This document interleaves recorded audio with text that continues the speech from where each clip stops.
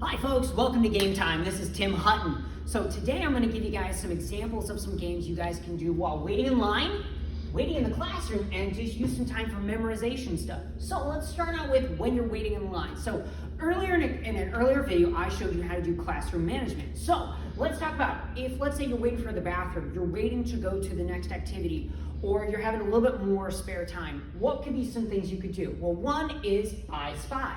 So I Spy is a very classic one where you're saying, I spy something that is white. Well, what's white? Well, we're in a room that's got a lot of white in it. So that's a very good classic.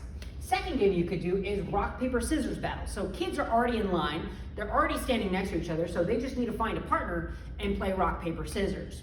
So rock beats, paper beats rock, rock beats scissors, scissors beats paper. Very simple classic. Another one is, we'll get kids, is a staring contest. Part of this is, it's very easy, but I would say set the rules that they can't do any poking, trying to get the other one to flinch. They just want, if they can get them to blink, the first person to blink loses.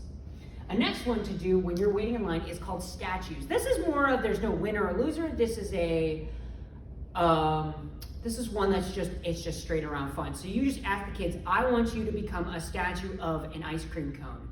And then they come up and figure out how do they do that. So maybe it's something like that. I don't know.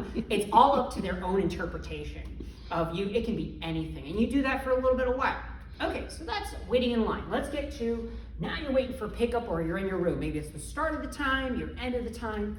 So first, and a good classic because you have a large room, is Simon Says. This one's a very classic, you can look it up, is if I say Simon Says, you have to do the action. If I don't say Simon Says and I say an action, so let's say I say Simon Says touch your head, but then I say touch your knees and someone touches their knees, they're out for that round.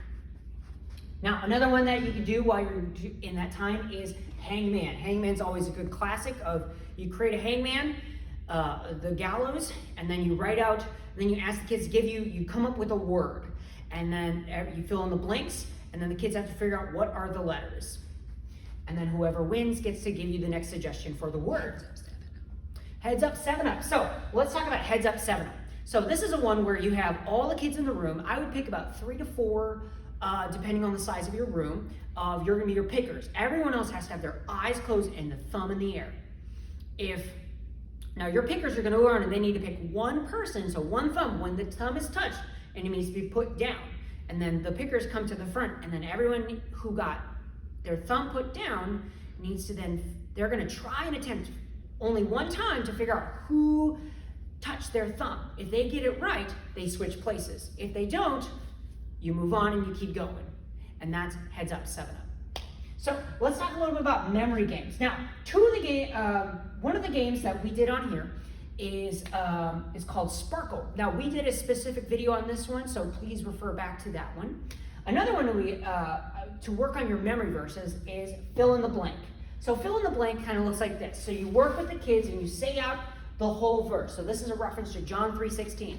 So after you go through it once, I encourage you to erase one word, and then the kids got to remember what that word is and then move along the thing. So you say for blank. So you got to figure out, is it God? So for God so loved the world, and you keep doing that. Another suggestion is the puzzle game. Now the puzzle game is more for individuals, or you can do it as a relay game.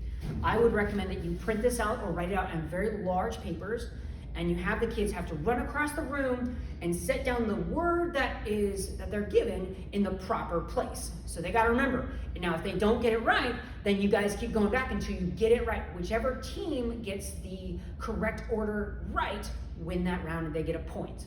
And so those are most of the games I've got, but another special game we've got recorded is a game called Pterodactyl. We have a special video on that one, but as a reminder, if you haven't watched that video, that specific game is better for 3rd through 5th graders because it's a game that requires a bit of a poker face and self-control, and anything below 2nd grade would really struggle with this game. Well, thank you guys for joining me. Have a great day.